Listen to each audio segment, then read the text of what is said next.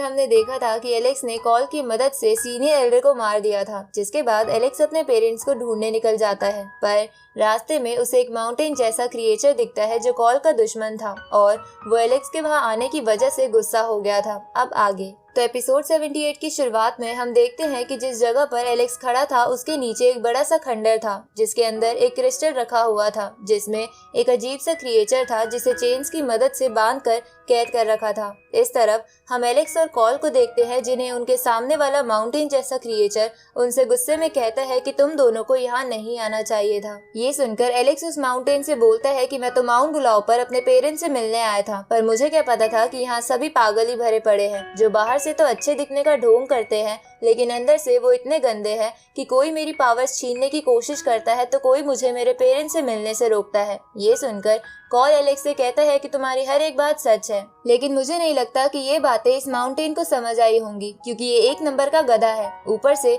मेरी पूरी बॉडी में खुजली हो रही है, इसलिए फाइट का वक्त है, ना कि बातों का। तो इस पे वो माउंटेन कॉल से बोलता है कि लगता है अपर वर्ल्ड के लोगों से पिटकर अभी तक तुम्हारा मन नहीं भरा है। ये सुनकर कॉल कहता है कि वो एक अनइक्वल बैटल थी, पर तुम मेरी ये बात याद रखना कि मैं अपर वर्ल्ड के उन लोगों को एक दिन मेरे सामने जरूर झुकने पर मजबूर कर दूंगा। ये सुन के एलेक्स कॉल से पूछता है कि ये माउंटेन अपर वर्ल्ड के लोगों की क्या बात कर रहा है, क्योंकि जब तुम मुझे मिले थे तभी तुम किसी से छुप रहे थे। जिस पर कॉल एलेक्स को कुछ नहीं बताता और उसे चुप करा देता है। उसी वक्त वो माउंटेन बहुत सारे पत्थरों को जमीन पर गिरा देता है, जिसके बाद वो माउंटेन उन पत्थरों को जोड़कर एक गोलम का रूप ले लेता है। ये देखकर एलेक्स चौंक जाता है। इसके बाद वो गोलम एलेक्स और कॉल से कहता है कि तुम इस जगह पर आ तो चुके हो, पर तुम दोनों यहाँ से वापस नहीं जा पाओगे। ये सुनकर कॉल बोलता है कि एंशिएंट एरर में तो मुझे लड़ने का मौका नहीं मिला था, पर अब की बार मैं इस मौके का पूरा फायदा उठाऊंगा। अब कॉल एलेक्स से बोलता है कि जब तक मैं इस बेवकूफ गोलम से लड़ता हूँ तब तक के लिए तुम यहाँ से किसी सेफ प्लेस पर चले जाओ। जिस पर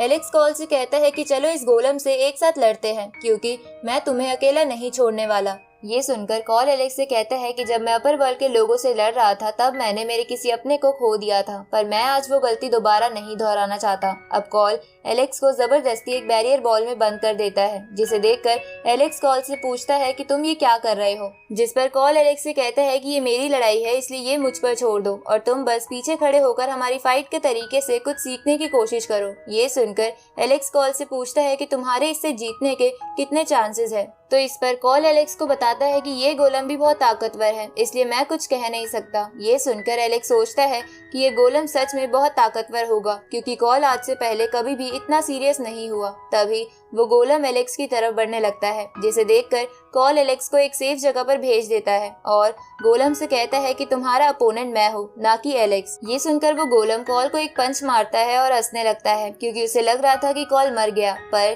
तभी कॉल अचानक से उस गोलम के ऊपर आ जाता है और उस गोलम के सर पर अटैक करके बोलता है कि तुम बहुत ही स्लो हो, मैं तो तुम्हारे हाथ के नीचे से कब का निकल गया था। ये सुनकर गोलम बहुत गुस्सा हो जाता है और कॉल को पकड़ने की कोशिश करता है, पर कॉल गोलम से बच जाता है और बोलता है कि बेवकूफ हमेशा बेवकूफ ही रहते हैं। इसके बाद कॉल गोलम पर एक टेक्निक का इस्तेमाल करके उसके फेस पर हमला करता है। तभी उस गोलम के हाथ के धक्के से कॉल भी पीछे हो जाता है। ये देखकर एलेक्स को कॉल की चिंता होने लगती है। तभी कॉल गोलम के पीछे आ जाता है, जिसे देखकर गोलम कॉल से बोलता है कि तुम कुछ भी कर लो, पर तुम मेरी फिजिकल बॉडी को कभी भी डैमेज नहीं कर पाओगे। ये सुनकर कॉल गोलम से बोलता है कि किसने कहा कि मैं तुम्हारी बॉडी डैमेज करना चाहता हूँ, मैंने तो तुम्हारे लिए कुछ और ही प्लान्स बना रखे हैं। अब कॉल अपने साइज को बड़ा करके आसपास की एनर्जी इकट्ठा करने लगता है। इधर ये देखकर एलेक्स को समझ नहीं आता कि कॉल क्या करना चाहता है, पर गोलम समझ गया था कि कॉल उस क्रिएचर को आजाद करने की सोच रहा है जिसे जमीन के नीचे खंडर में कैद कर रखा है। इसलिए गोलम कॉल से कहता है कि ऐसा मत करना, पर कॉल नहीं मानता और जमीन में गड्ढा करने लगता है। ये देखकर गोलम कॉल को रोकने की कोशिश करता है, पर कॉल अपने आसपास शील्ड बना लेता है। ये देखकर गोलम कॉल से कहता है कि ऐसा मत करो, उस क्रिएचर को कैद करने में बहुत मेहनत लगी थी, अगर वो आजाद हो गया तो वो अपर वर्ल्ड में जाके तबाही मचा देगा। जिस पर कॉल गोलम से कहता है कि इससे मुझे कोई मतलब नहीं है, बल्कि मैं तो चाहता हूँ कि वो क्रिएचर यही करे, क्योंकि अपर वर्ल्ड के लोग बहुत ही फ्री रहते हैं, पर ये क्रिएचर उन्हें बैटल में बिजी रखेगा। अब कॉल उस क्रिस्टल पर अपनी एनर्जी डालने लगता है, जिससे वो क्रिएचर जाग जाता है और आजाद होने की कोशिश करने लगता है। ये देखकर कॉल उस क्रिएचर से कहता है कि मैं तुम्हें इन चेन से आजाद कर दूंगा, पर तुम्हें इसके बदले उन लोगों से बदला लेना होगा जिसने तुम्हें कैद किया है। ये सुनकर वो क्रिएचर इसके लिए मान जाता है तो कॉल उस क्रिएचर की चेन्स तोड़ देता है, जिसके बाद वो क्रिएचर जमीन से बाहर आ जाता है। ये देखकर वो गोलम उस क्रिएचर को मैजिकल रोप से पकड़ने की कोशिश करता है, लेकिन वो क्रिएचर बहुत ही ताकतवर था जो उन रोप से बड़ी ही आसानी से आजाद हो जाता है और उस गोलम को पीछे फेंक देता है। ये देखकर कॉल हंसने लगता है और बोलता है कि मेरा काम तो हो गया। इसके बाद कॉल फिर से छोटा होकर एलेक्स के पास आ जाता है तो एलेक्स कॉल से पूछता है कि तुम फाइट बीच में छोड़ के क्यों आ गए। तो कॉल एलेक्स से कहता है कि मैं वैसे भी सीरियस होकर फाइट नहीं कर रहा था और मुझे पूरा विश्वास है कि वो क्रिएचर अकेला ही उस गोलम को बिजी रखने के लिए काफी है। ये सुनकर एलेक्स कॉल से कहता है कि तुमने तो उस गोलम को फंसा दिया। तो कॉल एलेक्स से बोलता है कि मैं उस गोलम से नहीं लड़ा, वो उसी के लिए अच्छा है। ये सुनकर एलेक्स सोचता है कि भले ही फाइट बीच में ही रुक गई है पर इससे बहुत कुछ सीखा है, जैसे कि एक कल्टीवेटर को हमेशा खुद पर ही डिपेंड रहना चाहिए, क्योंकि इससे कल्टीवेटर की ताकत टेम्पररी नहीं बल्कि परमानेंट तौर पर बढ़ जाती है। तभी कॉल एलेक्स से कहता है कि यहाँ पास ही में एक ट्रेजर हॉल है, चलो वहाँ से सारा खजाना ले लेते हैं। जिसके बाद माउंट बुलाओ के एल्डर्स रोने के अलावा कुछ नहीं कर पाएंगे। ये सुनकर एलेक्स कॉल से कहता है कि हमें इससे पहले मेरे पेरेंट्स को बचाना चाहिए, जिस पर कॉल एलेक्स से कहता है कि अगर तुम अभी तुम्हारे पेरेंट्स को बचाने जाओगे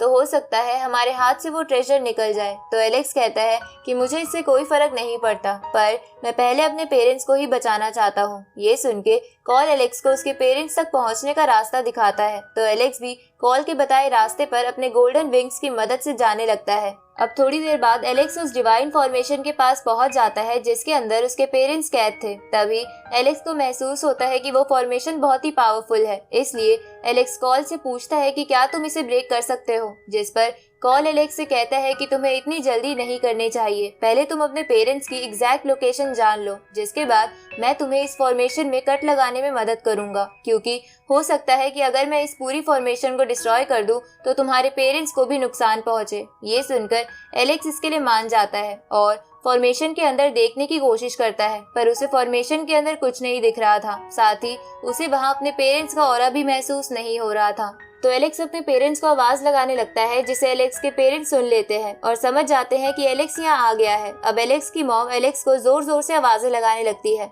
लेकिन एलेक्स को ये समझ नहीं आ रहा था कि उसकी मॉम की आवाज फॉर्मेशन की किस साइड से आ रही है। साथ ही उस फॉर्मेशन के अंदर भी ऐसा ही हो रहा था, क्योंकि एलेक्स के पेरेंट्स को भी समझ नहीं आ रहा था कि उनके बेटे की आवाज कहाँ से आ रही है। अब ये जान के एलेक्स और उसके फादर को गुस्सा आने लगता है, क्योंकि उन्हें समझ नहीं आ रहा था कि वो एक दूसरे की एग्जैक्ट लोकेशन कैसे जाने। तभी एलेक्स की मॉम उसे आवाज लगाती है तो एलेक्स अपनी मॉम की लोकेशन ढूंढने के लिए फॉर्मेशन के चारों ओर घूमने लगता है। इधर एलेक्स के पेरेंट्स भी एलेक्स के कदमों की आवाज सुनकर ये समझ जाते हैं, इसलिए वो दोनों भी अलग अलग डायरेक्शन में फॉर्मेशन के चारों ओर घूमने लगते हैं। जहाँ घूमते हुए एलेक्स की मदर उसे कहती है कि बेटा मुझे माफ कर देना, क्योंकि मैंने तुम्हें स्टोन विलेज में छोड़ दिया था। ये सुनकर एलेक्स अपनी मॉम से बोलता है कि आप खुद को दोष मत दीजिए, क्योंकि स्टोन विलेज के लीडर अंकल शेन ने मेरा ख्याल अपने बेटे की तरह रखा था। साथ ही अब तक मेरे बहुत से दोस्त भी बन गए हैं। अब एलेक्स अपनी मॉम को अपने सभी फ्रेंड्स के नाम बताने लगता है, जहाँ नाम लेते हुए एलेक्स बहुत इमोशनल हो रहा था। इसके बाद एलेक्स अपनी मॉम से बोलता है कि मैं आपसे मिलने के बाद आपको बहुत कुछ बताना चाहता हूँ। तभी फॉर्मेशन के चारों ओर घूमते हुए एलेक्स और उसकी मॉम की फिंगर्स एक दूसरे से टच हो जाती है, जिससे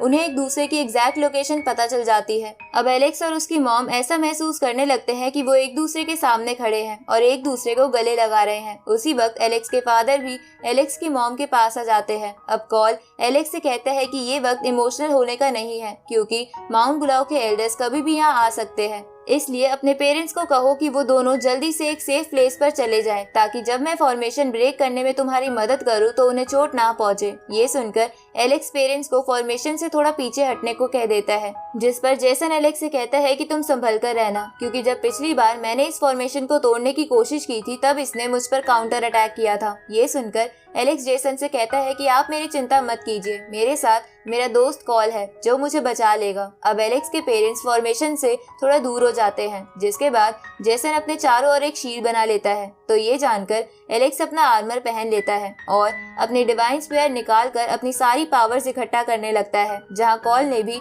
एलेक्स की स्पेयर की पावर और बढ़ा दी थी। अब एलेक्स उस स्पेयर से फॉर्मेशन पर अटैक करता है और इसी के साथ ये एपिसोड यहीं खत्म होता है।